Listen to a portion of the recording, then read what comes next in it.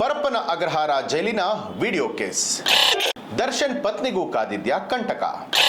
ವಿಜಯಲಕ್ಷ್ಮಿ ಹೆಸರನ್ನ ಬಾಯ್ಬಿಟ್ಟ ನಟ Dhanveer. NCB times ಮೀಡಿಯಾಗೆ ಸ್ವಾಗತ. ನಾನು ದರ್ಶನ್ ಹುಣಸೂರು. ತನಿಖೆಯ ವೇಳೆಯಲ್ಲಿ ನಟ ದರ್ಶನ್ ಪತ್ನಿಯ ಹೆಸರನ್ನ ಧನ್ವೀರ್ ಬಾಯ್ಬಿಟ್ಟಿದ್ದಾರೆ ಅಂತ ಹೇಳಲಾಗಿದೆ. ರಾಜಾತಿಥ್ಯ ವಿಡಿಯೋ ವೈರಲ್ ಹಿಂದೆ ದರ್ಶನ್ ಪತ್ನಿ ವಿಜಯಲಕ್ಷ್ಮಿ ಇದ್ದಾರಾ ಅನ್ನುವಂಥ ಅನುಮಾನಗಳು ಕೂಡ ಮೂಡ್ತಾ ಇರುವಂಥದ್ದು. ಪರಪ್ಪನ ಅಗ್ರಹಾರ ಜೈಲು ಖೈದಿಗಳ ಪಾಲಿಗೆ ಸೆರೆಮನೆಯಲ್ಲ, ಅರಮನೆ ಆಗಿದೆ ಅನ್ನುವಂಥ ಆರೋಪ ಕೂಡ ಕೇಳಿಬಂದಿದೆ. ಜೈಲಿನಲ್ಲಿ ಖೈದಿಗಳ ರಾಜಾತಿಥ್ಯ ಕುರಿತಂತಹ ಫೋಟೋಗಳು ಹಾಗೆ ವಿಡಿಯೋಗಳು ಜಗತ್ ಜಾಹೀರಾತಾಗಿದೆ.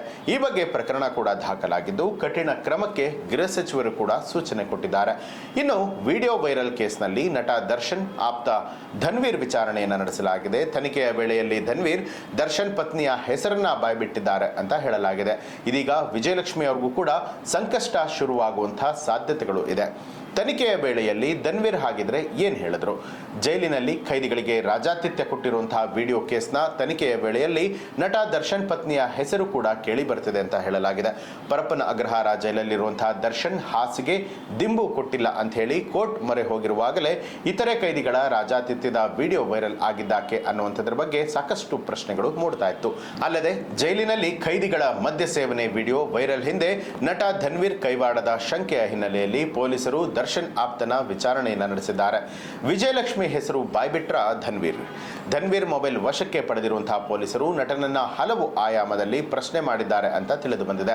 ತನಿಖೆ ವೇಳೆ ನಟ ದರ್ಶನ್ ಪತ್ನಿಯ ಹೆಸರನ್ನ ಧನ್ವೀರ್ ಬಾಯ್ಬಿಟ್ಟಿದ್ದಾರೆ ಅಂತ ಹೇಳಲಾಗಿದೆ. ರಾಜಾತಿಥ್ಯದ ವಿಡಿಯೋ ವೈರಲ್ ಹಿಂದೆ ದರ್ಶನ್ ಪತ್ನಿ ವಿಜಯಲಕ್ಷ್ಮಿ ಇದ್ದಾರಾ ಅನ್ನುವಂಥ ಅನುಮಾನಗಳು ಕೂಡ ಇದೀಗ ಮೂಡ್ತಾ ಇರುವಂಥದ್ದು. ವಿಜಯಲಕ್ಷ್ಮಿ ಅವರಿಗೂ ಕೂಡ ವಿಡಿಯೋ ಕಳುಹಿಸಿದ್ದೆ. ನನಗೆ ಲಾಯರ್ ಒಬ್ಬರಿಂದ ಈ ಒಂದು ವಿಡಿಯೋ ಬಂದಿತ್ತು. ನಾನು ವಿಡಿಯೋವನ್ನು ವಿಜಯಲಕ್ಷ್ಮಿ ಅವರಿಗೆ ಕಳಿಸಿದ್ದೆ ಅಂತ ಹೇಳಿ ಪೊಲೀಸರ ವಿಚಾರಣೆಯ ವೇಳೆಯಲ್ಲಿ ನಟ ಧನ್ವೀರ್ ಹೇಳಿಕೆ ಕೊಟ್ಟಿದ್ದಾರೆ ಅಂತ ಹೇಳಲಾಗಿದೆ. ನಾನು ಜೈಲಿನ ಒಳಗಿನ ವಿಡಿಯೋವನ್ನು ವೈರಲ್ ಮಾಡಿಲ್ಲ, ಅದು ಹೇಗೆ ವೈರಲ್ ಆಯಿತು ಅಂತ ನನಗೆ ಗೊತ್ತಿಲ್ಲ ಅಂತ ಹೇಳಿ ಧನ್ವೀರ್ ಅವರು ಹೇಳಿದ್ದಾರೆ. ವಿಜಯಲಕ್ಷ್ಮಿ ಅವ್ರಿಗೂ ಕೂಡ ರಾಜಾತಿಥ್ಯದ ಕಂಟಕ ಎದುರಾಗತ್ತಾ ಹಾಗಿದ್ರೆ?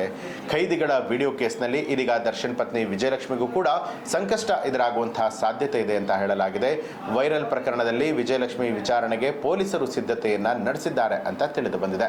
ಒಟ್ಟಾರೆಯಾಗಿ ಜೈಲಿನಲ್ಲಿ ಖೈದಿಗಳು ಮದ್ಯದ ಪಾರ್ಟಿ ಮಾಡ್ತಾ ಇರುವಂತಹ ವಿಡಿಯೋಗಳು ಏನು ವೈರಲ್ ಆಗಿತ್ತು. ಖೈದಿಗಳಿಗೆ ಜೈಲಿನ ರಾಜಾತಿಥ್ಯ ಮುಂದುವರೆದಿದೆ ಅನ್ನೋದಕ್ಕೆ ಸಾಕ್ಷಿಯನ್ನ ಒದಗಿಸುವಂತಹ ರೀತಿಯಲ್ಲಿ ಈ ವಿಡಿಯೋಗಳಿತ್ತು. ಈ ವಿಡಿಯೋನ ಲೀಕ್ ಮಾಡಿದ ಆರೋಪವನ್ನ ನಟ ಹಾಗೆ ದರ್ಶನ್ ಅವರ ಆಪ್ತ ಧನ್ವೀರ್ ಮೇಲೆ ಈಗ ಹೊರಿಸಲಾಗಿದೆ.